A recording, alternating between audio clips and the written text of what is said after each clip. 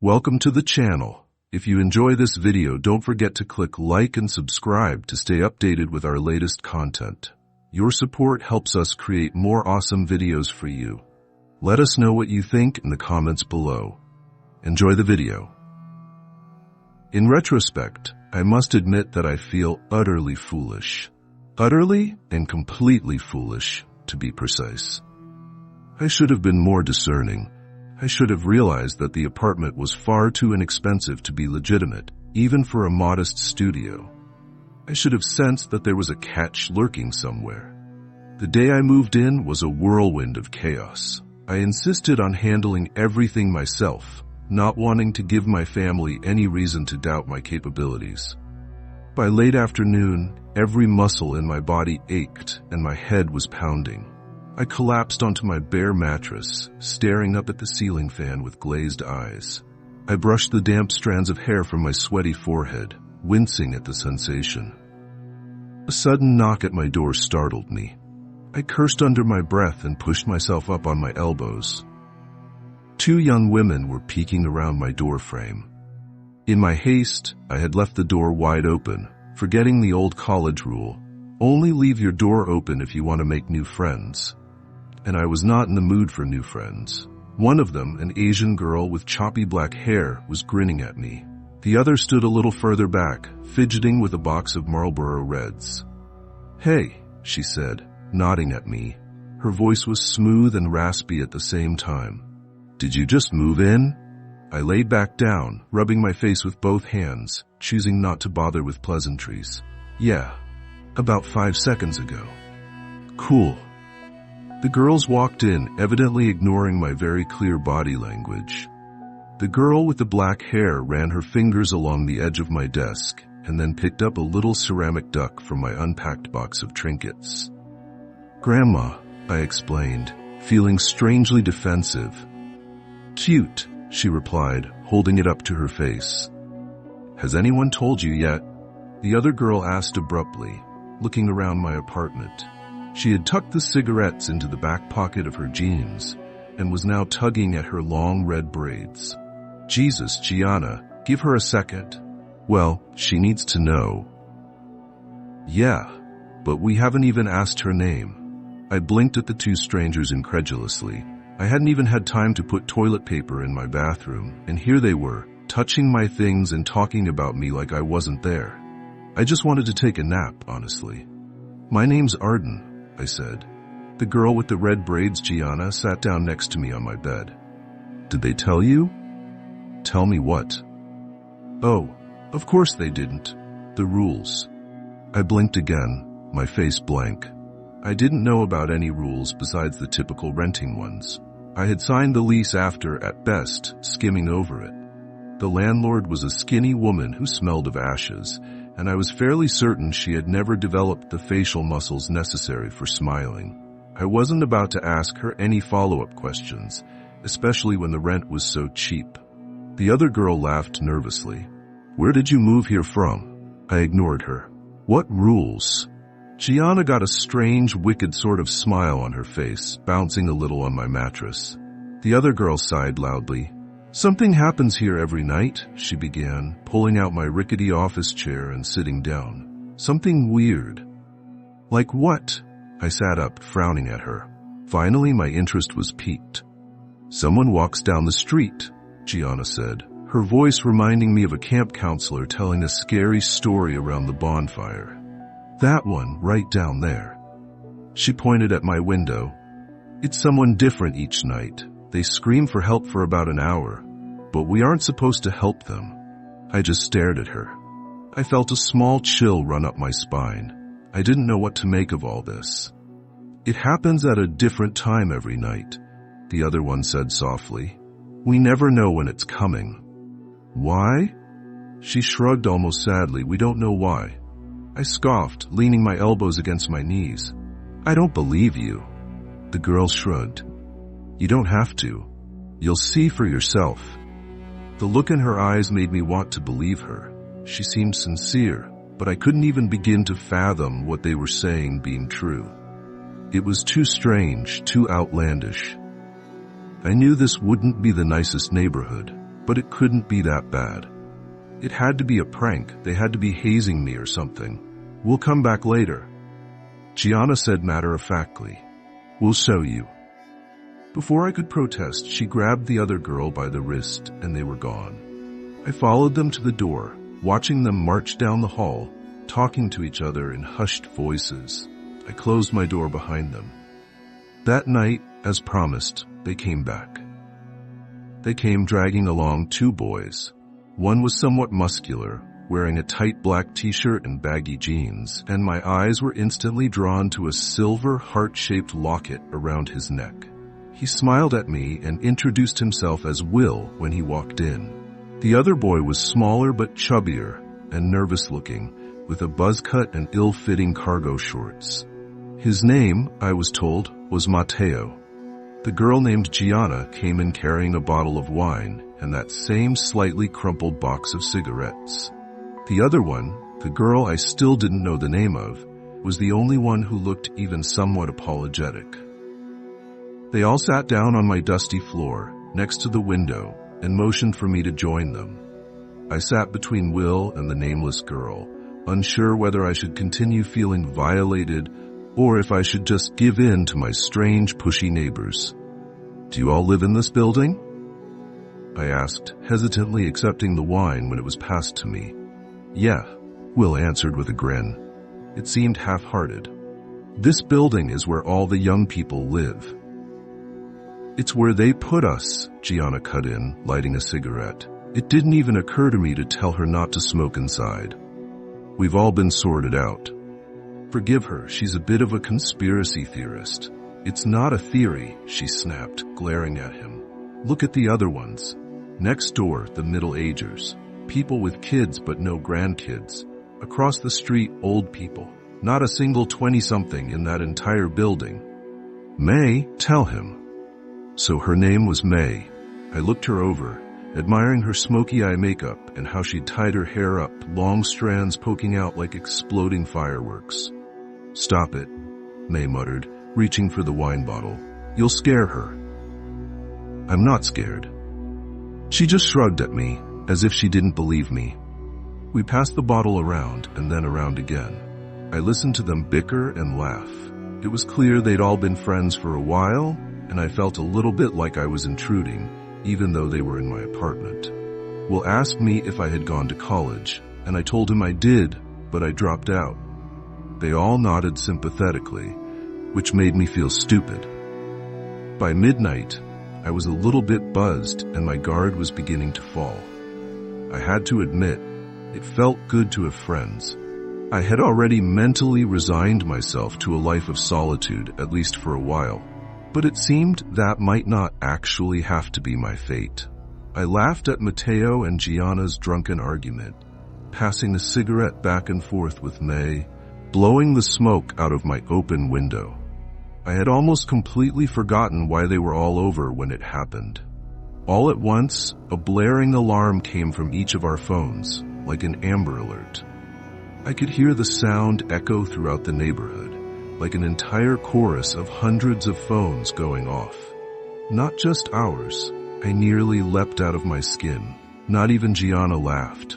All of them went quiet and they looked at me as I took it out, frowning at the screen. Do not interfere. It's coming, Will whispered. He had changed, his eyes almost glassy and his voice soft and shaky. Matteo squeezed his shoulder. I looked at May. Her eyebrows were cinched together in concern, and she was stubbing out our cigarette against the windowsill, shrinking away. There it was again, that chill. It crept up my back, spreading along my scalp and making me shiver. Something felt deeply, deeply wrong. The others were quiet now, staring silently at the window I was sitting up against. The air felt somehow warmer, like it was buzzing with something. Or maybe I was just sweating. We sat there, unmoving, for what felt like half an hour. Right as I was getting tempted to ask what was going on, I heard it. It was far away and faint, but I still heard it. A cry. It continued as it got gradually closer, louder, more desperate. Help! Please, my God, someone help me! Slowly, I leaned out the window. I had to see it with my own eyes. Had to confirm there was actually someone out there, like they had said there would be. My new apartment was on the 4th floor, so it was hard to see who was down on the street without squinting. In the flickering streetlights, I could make out the outline of an elderly man. He was hunched over, wandering aimlessly from door to door, wearing only what looked like a hospital gown to cover his pale, broken body. Behind him trailed a path of dripping blood, although I couldn't see where it was coming from. "Please, I'm hurt." I looked back at the others, my mouth hanging open. "What is this?" I demanded loudly. "What the hell is this?" May touched my arm, trying to calm me down. I pulled away from her. "Arden, please. We have to help him. Why can't we help him? He's just an old man. We can't help him. Trust me." I ignored her, leaning further out the window, prepared to call out to him. Before I could open my mouth, I froze. The man down there was still now, facing our building. His head was tilted upwards, and I couldn't see his eyes, but I knew he was looking right at me. I immediately felt cold, like I was plummeting into ice water. "Help me." He whimpered into the silent night air, his voice barely audible. Then he began to scream. That scream wasn't human. Or at least, not any human I had ever met. It was desperate, agonized. It made my stomach turn and my eyes prick with tears. I couldn't look away. The blood was coming from his arms, or I should say, his lack of arms. Where his arms should have been, there were only bloody, mangled stumps. They looked fresh. He didn't move other than a shaky sway, and his eyes didn't leave me. His shriek slowly molded into words that I could just barely understand. "Please, please, please, please." May yanked me backwards, away from the window. I landed on my ass and yelped in pain and horror. "What is that thing?" I whispered. I didn't mean to whisper, but that was all that came out. "We don't know," May replied, her eyes trained on Will, who was crying now. Mateo held on to him like he might topple over. "We just know to follow the rules." "What happens if you don't follow the rules?" I asked, and immediately regretted it. Will sobbed softly. Outside, the old man wailed. Gianna reached over and pulled the window shut, but it somehow did nothing to muffle the blood-curdling sound. "Do you want to tell her, or should I?" Mateo asked Will. Will just shook his head. He was clutching his locket now, turning the little heart over between his fingers. Mateo sighed and turned towards me. "A couple of months ago, one of them got to Will's girl." "Shannon," Gianna butted in. "Her name was Shannon." Sorry, her name is Shannon." I swallowed, but whatever I did, nothing would force down the lump in my throat. "What happened?" Mateo shook his head. "We don't know. We were all together when the screaming started. Usually we just ignore it now, you know?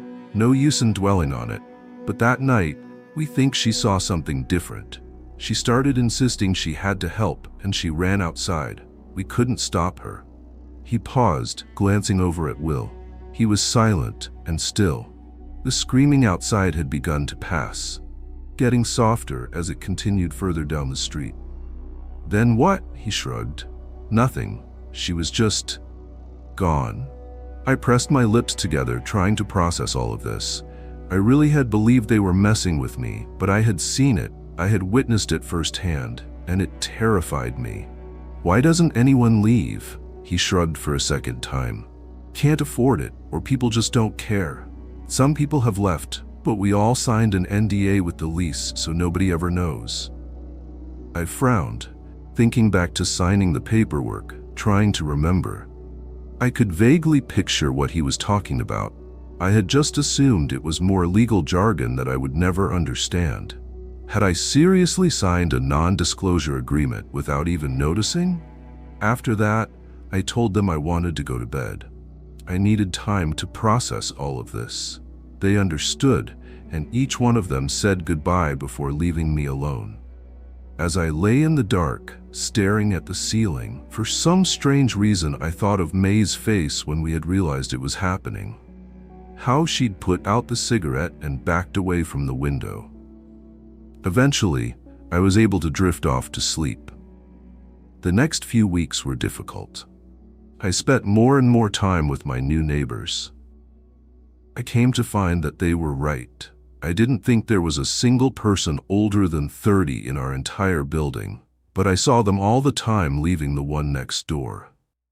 Settling in was difficult. The others seemed so used to it. They cared, of course. It scared them. Especially Will. But you could tell they had been here a while by the way they sighed, closing the blinds and focusing harder on whatever they were doing. Eventually, I began to mimic them. It helped a little bit to pretend it was normal, as strange as that sounds. Moving out wasn't really an option for me, anyway. I was a college dropout, and I hadn't found a job yet. I was still just getting by on what I had managed to save up. Every night it was someone different. Some were more human, some seemed less. Some were drenched in blood, their clothes ripped and strange, but some looked fairly normal. The worst were the children. They would run like injured chickens, screeching and banging on doors, begging for help. Sometimes they would try different things, say different things. Like, "They're coming," like, "I don't want to die," or even "I'm sorry." There were a lot of children. One night, while I was half awake, an alarm went off. It wasn't like the one on our phones. It was blaring, only somewhat muffled by my window. My apartment glowed a flashing red from outside. I didn't even look. I was too scared of what I might see. I just covered my head with my pillow and tried to fall back asleep. I came to learn all of the theories, especially from Gianna. She thought we had all been chosen and predetermined to live here, all for some sick little government game. She thought maybe there were people betting on the different buildings, putting down money on who would interfere the least. "See that?" she said to me one day in the hallway, returning from a coffee run. "Cameras everywhere." I didn't know if I believed her. I spent time with May, mostly. We smoked on the front steps and people watched. It was strange to see what at night was such a sinister and gruesome neighborhood during the day. Bright and lively. She didn't talk much about the rules, so I didn't either. We didn't talk all that much in general, I found, just enjoying each other's company. Right when I was beginning to feel comfortable was when it happened. It started with a birthday cake. "Happy birthday." As May walked through the door, Mateo blew into his plastic party horn. The paper inflated, smacking Will on the side of the head. May's hand flew to her heart. "Jesus Christ, you fuckers know I hate surprises." Gianna laughed and walked over to her. In her hands she held a chocolate cake haphazardly adorned with sprinkles and bright pink icing that read, "Happy Birthday Miwai" in the center. 24. She set down the cake on the dresser and threw her arm around Mai's neck. "How does it feel?" "Fucking awful. That's the spirit." "Enough of this," Mateo cut in, weaving between them. "Let's eat some cake, then let's go." Their tradition, I had learned, was to bar hop for birthdays. They told me there was no curfew here, despite the rules, just a recommended time to be home, which was 10:30 p.m. Usually, they said, they got home before the alarm, or spent the night somewhere else. We all took some cake. The boys took shots in the kitchen to pregame while I watched Gianna fuss over May's hair. I was never much of a partier. While at clubs or bars in college, I spent most of the time out back, chatting with the smokers. But then again, I was never much of a friend group person either, so maybe the circumstances were changing. I watched them all troop outside to Mateo's car. I stuffed myself in the back, incredibly conscious of how close I was pressed into May, my other shoulder rammed into the car door. Mateo's music, cranked up to maximum volume, hurt my ears, and the tiny space was packed with the smell of tobacco and various perfumes as we sped down the freeway toward the city. But it was nice. It was really nice. I found myself laughing with them, and I hooked my arm around May's when she weaseled her hand beneath my elbow. It was actually nice. As predicted, the bars they chose weren't exactly my scene. But this time, as opposed to college, I could stand it. I took shots, I followed them out for smoke breaks. I even danced under the low purple lights until my feet ached inside my chunky heels, surely riddled with blisters. By the time we got to our third bar, I couldn't even feel it anymore. And it was at that third bar that we crammed ourselves into an old photo booth, and Gianna reluctantly offered $5 to the slot, and we laughed, red-faced, into a tiny camera. After the photos spit out into the compartment, the others slid through the red curtains, but before I could follow, Mai grabbed my wrist. She held me back, sliding her long baby blue nails up my wrist. I shivered. "You never gave me a birthday present," she whispered, and I could feel her breath on my face. If I was wearing my glasses, they would have been fogging up. Yeah, well, I didn't get to finish my quip before she kissed me. It was nice. And then it wasn't. "Hey," Will called out to me, squeezing through a crowd of men wearing tattered leather jackets to get to me. "Arden, where's everybody else?" I blinked, looking around. I could have sworn they had been right there a second ago, but now none of them were anywhere to be found. I shrugged. "Dunno." "Why? What's up?" He finally broke free from the swaying mass, and I got a better look at him. He looked worried. His face was flushed, and I could see a few drops of sweat creeping out from his hairline. He took his phone out of his pocket and held it out to me. First, I saw his home screen. It was him next to a girl with strawberry blonde hair, both clutching beer bottles and grinning widely at the camera. Then I looked where he actually wanted me to. The time, 1:47 a.m. "It's getting late," he narrated. "Can we find the others and get going?" I understood then. He was worried. It was past 1 a.m. and no alarm yet. It was later than usual. The bars would start closing soon. He wanted to get back before it happened. Will and I weaved through the crowd. I was pretty buzzed, and I realized I was having a hard time moving my feet right, which made me feel embarrassed. I hadn't even had that much to drink. Was I that much of a lightweight? We found them outside, chain smoking. Will explain the situation while I swayed. The drive back was strangely tense. Mateo's music was turned down, and there wasn't any joking or boisterous gossiping like there had been on the way out. We all felt it. It didn't need to be said. Something was off. Will drove fast, almost reckless. In the dark, May took my hand. Just as he was careening around the last corner, and we could almost make out the shape of our apartment building down the street, it happened. All of our phones went off at once. Gianna let out a small shriek from the other side of the backseat. "Do not interfere." Mateo turned back towards us, pressing his finger to his lips. Had this ever happened before? By their reactions, I didn't think so. It was different when it came when I was in my bedroom, when I could just shut the curtains and put my headphones on. I felt so small and helpless then, like I was gazing into the maw of something incomprehensibly beyond my understanding. I felt like we were all flies, and this neighborhood right now was the spider's web. Will drove slowly now, maybe 5 miles an hour. We were all still. We were all silent. Not even a stray breath cut through the quiet. Underneath the glowing streetlights, I could make out the side of Will's face. He was pale, and if I hadn't seen his knees shifting as he pressed down on the brakes, I could have mistaken him for a mannequin. The car came to a stop. I followed his gaze all the way down the street to the dark horizon. And I saw what he saw, a silhouette. It was far too distant to make out what shape it took, but it was evidently humanoid. It moved in a shaky stumble, limping down the middle of the road in our direction.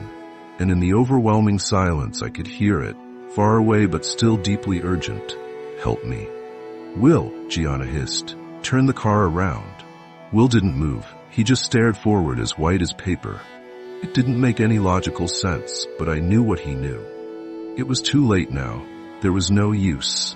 "Help me, please help." I could tell now that it was a girl from its voice and its figure as it got closer. It was wearing some sort of white nightgown, not unlike the old man's hospital attire from that first night, stained with dark red blood.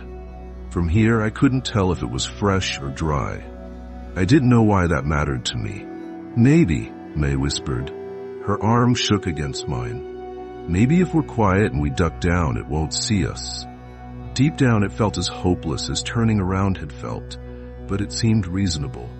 I nodded and did as she suggested, crouching behind the passenger seat, my knees throbbing from the strange angle I'd bent myself into. We all did it, except for Will. He didn't move, he still just looked. When he finally spoke, I could barely hear him, it was so weak. Shannon? The word hung in the air, heavy with implication. Mateo was the one to break the silence. What? Shannon, he repeated, finally turning to look at his friend. That's Shannon. I peered over the seat in front of me, squinting my eyes. The human-like thing was getting closer, and now I could make out strawberry blonde hair, round face, short legs, the girl from Will's phone lock screen, the girl who had disappeared, Shannon. May gasped next to me. Dude, Mateo said slowly, his words crumbling as soon as they left his mouth. I know what you're thinking, dude. Do not get out of this car. Will didn't even seem like he was with us anymore. He was in shock, I think, looking back. I have to help her, he insisted, right as another sickening cry rang out. Help me. Help me please someone, it hurts. It was getting far too close to us for comfort, but it still didn't seem to notice the car. Its cries became more and more desperate as they got louder. I have to help her, Will repeated, and a bit of life had returned to his face. Mateo shook his head and grabbed at his sleeve. Will, that is not Shannon. Will glared at him, his eyes shining with tears. I know Shannon. That's her. I know you do, dude. And I know you miss her, but please don't do this. Their voices were getting louder and more distraught, and I felt May press into my side, trembling like a leaf. Gianna was whimpering, but I couldn't see her from my position. The thing was almost to our car when it stopped. She turned her head left, then right, almost like she was sniffing the air. The boys stopped arguing. I felt like my heart would burst out of my chest. I could see Shannon's face now, and I realized why she hadn't seen us. The girl's face was streaked with gore, and it looked like her eyes had been scooped out with a melon spoon. She cried, drool pouring from her slackened mouth, but no tears could come. It happened too quickly. None of us could stop him. Will violently ripped his arm away from Mateo, fumbling for the handle to the car door. Gianna screamed. Mateo tried to slam down on the lock, but he missed, and Will managed to get the door open before he could try again. He stumbled onto the asphalt and hit the ground with a soft crunch. The thing turned her head and began to scream, but instead of charging at Will, she backed away. She held her arms out in front of her like something might attack her, whipping her head around wildly. An alarm went off, like the one I had heard that one night, but far more unbearable now that I was in it. The streetlights lining either side of the street switched to a flashing red, and Mateo threw himself into the driver's seat, the tires screeching as he peeled away. Gianna was screaming at him, pleading with him to go back. May was weeping into her hands. I didn't move, didn't make a sound. I didn't understand. As we sped away, I looked back. I couldn't help it. I saw the flash of some sort of van in the blinding red light pulling around the corner. Then nothing. That was a week or two ago. I don't know. I've been having a hard time keeping track of time. None of us have spoken much since that night. We tried the police, of course, but as you could assume, nothing came of it. I think whatever this is far larger than we know. I don't know if it's some kind of experiment or just a sick game, but I'm going to move back into my parents' house next week, despite all their berating, and then figure out what to do from there. I don't know if that was really Shannon that we saw that night, or if it was something else, and I don't know which is worse. All I know is that last night, I heard Will's voice outside my window, crying, pleading for help. I didn't interfere.